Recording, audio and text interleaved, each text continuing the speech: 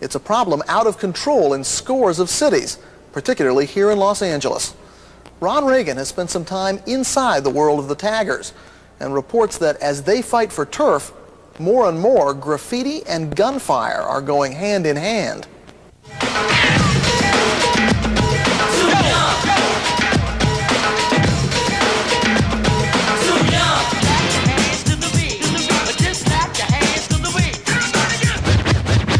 It's all about getting up and using these cans. I'm on my way, I'm making it. Why do I tag? Because it's fun.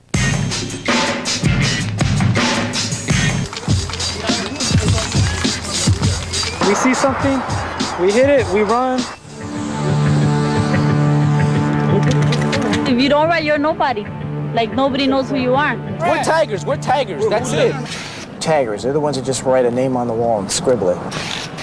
Most of your tagger crews are 3 initials. Superior and destructive. They'll pick names that are more apt to pick a characteristic of their nature.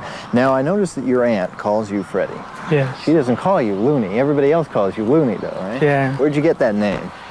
It was given to me by one of my friends. Looney, what? They seen the way I was acting, so all of a sudden they just started calling me Looney. For Looney and thousands of other teenage taggers, the urge to write on walls is so strong they are willing to risk going to jail or even losing their lives to do it. Says the California Penal Code. The tools of the trade, spray cans and magic markers. Their target, just about any surface they can reach. Whoa, shit. That's totally awesome, dude. And the risk of being injured or caught in the act is part of the thrill. It's the adrenaline rush. Like, you run on the freeway, you could get hit by a car at any time. The police could come out, they could bust you. You get chased by dogs. They want to be up as much as they can, as long as they can, and as big as they can.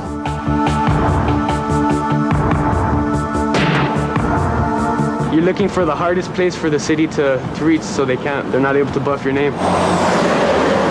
They have their own language. It's about getting up. But sometimes you gotta get the gas. I'll still bomb me can in the hall. We don't want people ranking out.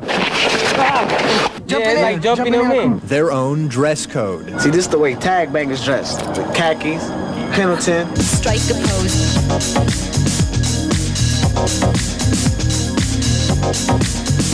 You want to take my turf, you take me out.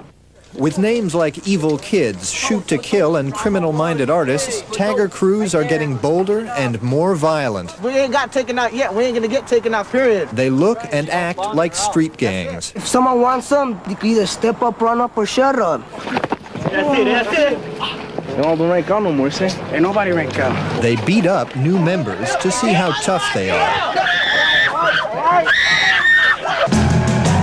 They go on shoplifting sprees, stealing food and booze for parties. With the beer run out. As you can see, it was a successful mission.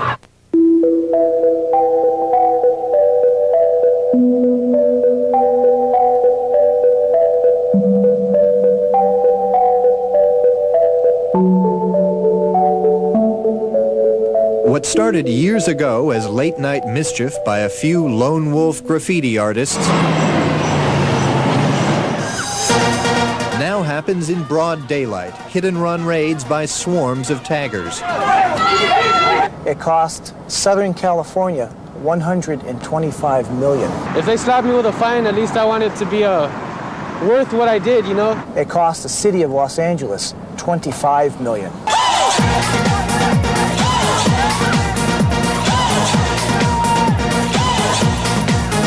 That's all I carry, man. This is how you get it up. This, my money, that's it. More and more taggers are now carrying guns, and they're not afraid to show them off for the cameras. That's talking right there now. The handgun is another form of recognition. How easy is it to get a gun? It's easy. Yeah. You gotta have the money, the connections, and it's, whatever one you want is yours. How much money does it cost to get a decent handgun? For a brand new one, like out of the box, you could get them like for $150. Guns the ones to talk now. What taggers have been saying through their use of guns is both troubling and tragic. It's either, kill or be killed. That's what you gotta do now. That's how you gotta live. Happy birthday to you. Rest in peace. Rest in peace. Payback's a bitch. In recent months, crews like KWS have been spending more and more time at funerals. 22 LA taggers have been killed and dozens more wounded in shootouts with other crews. My homie Sorrell, when they kill him, they pull out the gun to his head. They said, you better not say KWS. What do you say? KWS to the heart.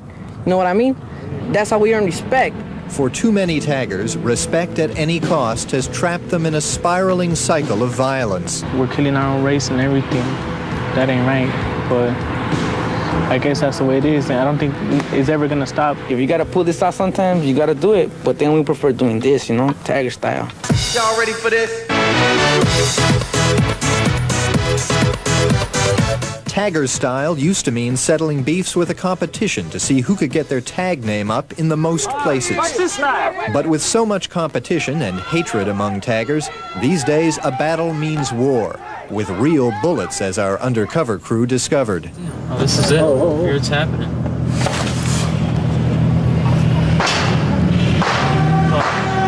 Go, go, go! Me and my homeboy got off the car, Like Elliot Ness. and he was like looking out for me and everything. Streets ain't a place for innocent bystanders. While I was dissing him, Nothing's gonna stop the plan. and next thing you know, we seen two guys coming up the street. Just pulled out a gun and started shooting. They blasted like 2 or 3 times. I pointed the extinguisher in their direction, so like a big old cloud of smoke. We jumped in my homeboy's car and we took off. Go, go, go, go, go! Don't say goodbye, I don't plan to die. What went through your mind when you hear somebody shooting a gun at you? I don't know, like I just start getting hyper and I just want to go back and, I don't know, I get all into it. I get like all hyped up and just everything. Undaunted by the shooting, Looney and the rest of the taggers continued their hit-and-run foray, crossing out their enemies' tags. Does that happen a lot? Yeah. Sometimes? We're used to that. Yeah? You're used to it. How used to getting shot at can you guess? We're lucky, guys. Now, how important is it to you to have your tag on a wall? Is it worth dying for? Yeah. Well, you could see that. Yeah? Is it worth killing somebody for? Yeah. Well, they get in the way. If you're going to be a tagger, you can't show weakness. In spite of the constant threat of violence from other taggers and gangs and the possibility of getting busted, Right there. most taggers say they intend to stay with it, at least while they're young. A lot of people do a lot of different things when they're young, Some of them go into sports and everything, others go into other things, but my homies ain't losers. They're not gonna be doing this all the time, right? But we're doing it just to have a nice, crazy life, Yeah, they call me Swag from KMT. That's how crazy we are. This KMT King's making trouble. He calls himself Swack One. He's 19, a tagger with a crew called KMT, Kings Making Trouble. Almost every KMT's got a piece on them. And and like somebody get crazy, we just got to start shooting. Although the taggers are quick to use violence against others, Bam! they see themselves as being invincible. No KMT have died, no KMT have getting shot, nothing. And it's not don't plan to. See, we're always more than 3 deep, and out of that 3 crowd, someone got a gun. So that's why we don't worry about getting caught slipping. Caught slipping, caught alone. In time, those words would come back to haunt Swack and KMT. He gonna hit up on the wall right now. Few property owners have the opportunity or the nerve to confront graffiti vandals. Fine, I'll just call the city and have them come clean it. You have to pay? Yeah. Fine, you clean it and I won't call the city. All right, hey. I don't want you bothering me.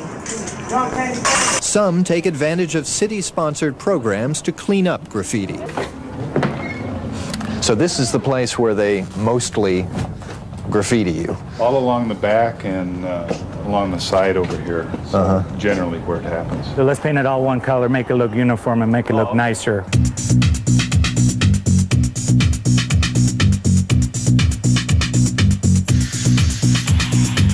As a businessman, is there a hidden cost to all of this? Oh, there's a major cost because we're all paying for that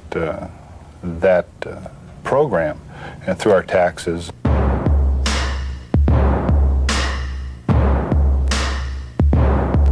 We are just tired of erasing the graffiti one night, waking up the next morning, and confronting the same problem. You can't very much have too much pride in your neighborhood when you see it written up like that. In East Los Angeles, residents are searching desperately for ways to deal with the problem. We don't have no programs for our kids. That's the reason we have gangs, we have violence. You don't take a 16-year-old and try to change them. You take a 6- and a 7-year-old and try to show them the right way. The parents don't know what's going on. They're not aware of what their children are doing at night. If I were like a cop or something, I'd get the same child who did it and make him pay it back. Yeah, I'm getting it. Everybody, hands on your head. Hands on top of your head. Let's go. Sandpaper commonly used to scratch the surfaces of the window. Any sharp objects or anything like that on you? What else you got in this pocket here? Nothing. Everything you see here. Don't worry about your shoestring. Perhaps no agency does more to catch and prosecute taggers than the transit police, but even they are fighting a losing battle. Now, what happens to you when the police pick you up for tagging? I think they just take you into a station and, you know, call up your parents, see if they want to come pick you up. Sending him through the judicial system and getting slapped on their hand or making him do community service, I feel is not working. So you're a beginner is what you're telling me? Well, what's the future here? Is there going to be more graffiti, more tagging, and more violence? Unless we really start concentrating our efforts on prevention, education, and intervention, I don't see where else it can go. Here's where it goes. Remember Swack, who was seen earlier brandishing an automatic pistol? One night, police found Swack's gun on the sidewalk, along with an empty shell casing, a beer can, and a pool of blood. In an apartment upstairs, they found Swack, killed by a bullet from his own gun. People versus Frank Navarro. Murder charges against the tagger accused in the shooting were dismissed because of conflicting evidence. One thing is certain. When Swack was killed, no one from KMT was with him. He was alone, caught slipping. That's my first homie that ever passed away. The first and the last homie that ever passed away. We really love him and we miss him. And we just